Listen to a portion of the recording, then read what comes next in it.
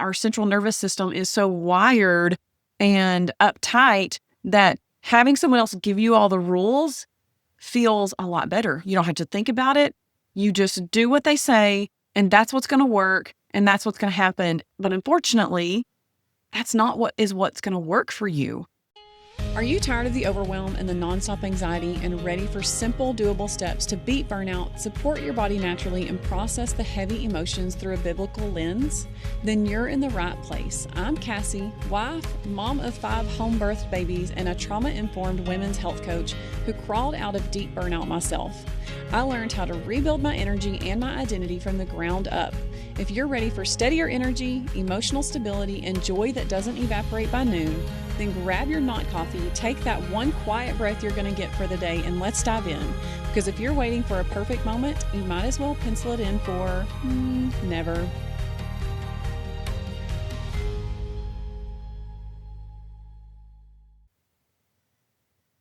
The diaper problem. What exactly do I mean by that? I'm going to read something to you, and I want you to think about your own experience with your children. Think back to how we are, as a culture, we are conditioned from a very young age to not listen to our body.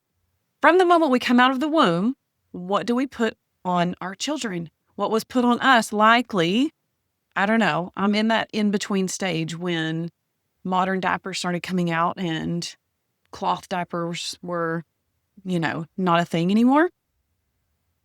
But from our very earliest ages, we are putting diapers on our babies and teaching them not to listen to themselves. So here's what I wrote that I want to read to you. Did you know that the type of diaper we put on our babies may be one of the earliest ways we teach them to stop listening to their own bodies? Modern disposable diapers are designed to pull moisture away so efficiently that a baby never really feels the discomfort of being wet.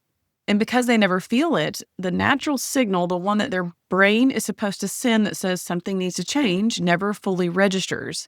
So when it's time to potty train, it takes much longer because they have to relearn a body conversation that was always supposed to be there. Obviously, I'm not here to tell you whether or not you should switch to cloth diapers or stay with the modern diapers. I put all of my babies in modern diapers, so no judgment. But I want us to pause right here and think about this scenario for a second, because obviously it doesn't stop there. That's the beginning stages of what I see happen in women's health over and over and over again. From the time we're born, we are slowly, quietly, and often very well intentionally taught to stop trusting what our bodies are telling us and to look somewhere outside of ourselves for the answer instead. We constantly have outside signals, alarms, social media. We're listening to things outside of us and trying to project them inward instead of stopping, slowing down, and asking what's inside that's going on that I need to intuitively listen to. And what brought this up this week, the reason I want to talk about this, because I had 2 different conversations with clients this week about their diet, and they wanted to know the rules of the diet. And every single time that someone asks me exactly how much do I need to eat, how long do I need to eat this, how long do I need to not eat this, and that type of thing, I have to always take a step back and say, okay, let's think about this. First of all, I'll also give them examples of like what I did whenever I entered into my elimination diet. And a lot of times they take that as I'm suggesting that to them. And I've had to catch myself in the way that I'm framing examples that I'm using for myself and make sure I say, no, I'm not saying that this is right for you. You need to either pray about it or go with where you know peace is pointing you. A lot of diets that we find ourselves drawn to sometimes, or a lot of protocols that a lot of functional health practitioners are trying to implement in their work, or people that have created diets. A lot of times it's an 8-week diet or a 6-week diet or a 3-month diet, a 90-day, whatever, a 90-day cleanse or a 60-day cleanse. And there is this finality to a lot of the protocols that are out there, or a lot of the ways to approach health. But the truth is that every single person and body is different. And just because the diet or the protocol or the program promises changes within the 30, 60, 90 days, the 6 weeks, whatever it might be, that doesn't mean that it's actually going to work that way for you. And so we find that we get discouraged, or we say, well, that didn't work for me. And really, we needed to probably just stick with it a little bit longer.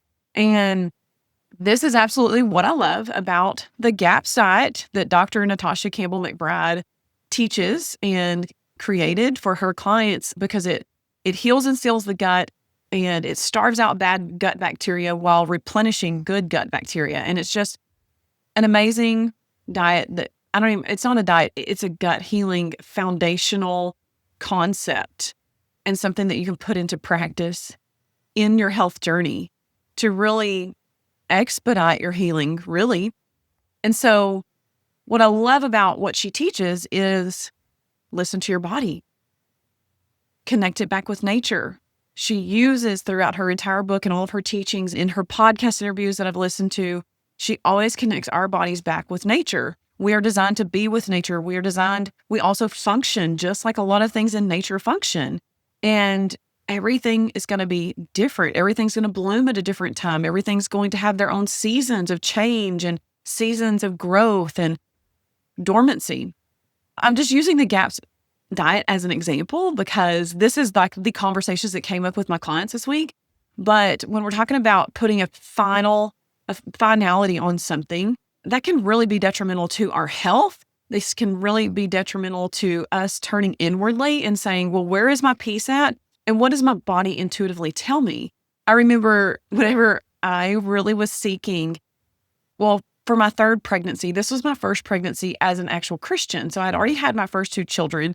And now here I was 5 years later about to deliver another baby. And I had now been a Christian for almost 4 years. And I was really seeking a supernatural home birth. And I was reading the book, Supernatural Birth. What is it? Something like that. I'm sure many of you have heard of it if you have sought a pain-free birth at all. It's a very popular book that was written back in the 70s. It's very simple, but also she does kind of put a lot of pressure on you in that book to just have faith, to speak it out, to pray about it, and to really shift your mindset. And so she was talking about 2-hour labors in the book a lot. And there was something about it. I was like, okay, I'm claiming the 2-hour labor. I'm talking about the 2-hour labor. I'm allowing my mindset to shift into the 2-hour labor. And it just continued to kind of hit this like wall or this ceiling that I was like, this just doesn't quite feel right.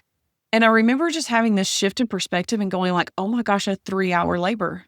That's all. That's what it is for me. It's a 3-hour labor that I need. And so I came into agreement with that, and I felt the weight lift off my chest. And that's what I went with. And that's exactly what I got. From the time that my water broke, I had started contractions about 30 minutes later. And 3 hours later, she was born on her exact due date. It was crazy. But if I would have put a finality on it of 2 hours just because someone else prayed for and had a 2-hour pain-free labor, then I would have put myself in a box. I wouldn't have had the labor that I wanted. I would have looked at my labor as though I failed. And I would have walked away from that labor not feeling like I did the right thing. I would have not walked away from that labor excited and so in touch with the Lord and feeling like I was on cloud 9 once again for my births, because I've been blessed with amazing births due to a very horrible decision that I made when I was 17 and knowing that I would never, ever go back to an OBGYN. And so my point in being is I had to turn inward. I had to really listen to the Holy Spirit. I had to listen to what I felt peace with. I had to listen to where do I have the faith to step out into this new thing that I want, to stretch myself a little bit farther. A 2-hour labor was stretching myself a little bit too far. And so when we're talking about putting a finality on something and really trying to ask somebody else to give us the rules, because that feels easier and that feels safer, because our central nervous system is so wired and uptight that having someone else give you all the rules feels a lot better. You don't have to think about it. You just do what they say, and that's what's going to work. and that's what's going to happen. But unfortunately, that's not what's going to work for you. You're going to have to do the hard work of getting still, getting quiet, and intuitively listening to yourself and the Holy Spirit and coming to peace with what can I actually handle? What can I actually do? And so if we're talking about dieting, the whole idea behind the GAPS diet, again, I'm going to go back to that one because that's the one I'm familiar with. It's not setting this final due date around how long you're going to do it. Now, is it a good idea to set a goal and to say, so when I started the diet, I was like, okay, because the GAPS diet introduces things in different stages. And so in the very first stages, you are really restricted to broth, boiled meats, basically some zucchini, salt, and not much more, some fermented foods, if you can handle it, and a good ghee, because that's healing for the gut. And so when I thought about this, first of all, I familiarized myself with all of the foods first. I didn't just jump straight into the diet to try to overwhelm myself from one day to the next. I took a good couple of weeks of really honing in on what types of food are actually good for me on the GAPS diet, which ones are, bad for the gut, which ones are feeding bad gut bacteria, which ones are too harsh on the gut, those kinds of things. And as I began to narrow it down, I started to get the hang of the diet. I was like, oh, okay. I started to immediately recognize that's definitely not there. That's not good for me. No, no, no, no, no. And I started to shift my vision over those foods as well, instead of seeing it as, I can't have that, and it's another elimination, and I just can't have anything, and this is dreadful. I just started looking at everything that I couldn't eat as really destroying my gut and keeping my mental health right there at bay of like, I'm barely holding on. And I saw it feeding into just this kind of very dark place that I had been in for the last few years. And then I started to look at all the foods that I could have as life-giving, as healing my system, as providing all of the things that I want in my health. These were the foods that were going to give it to me. And so that helped me to really stay on this path of, I don't know where this is going to end, but we're fixing to start it.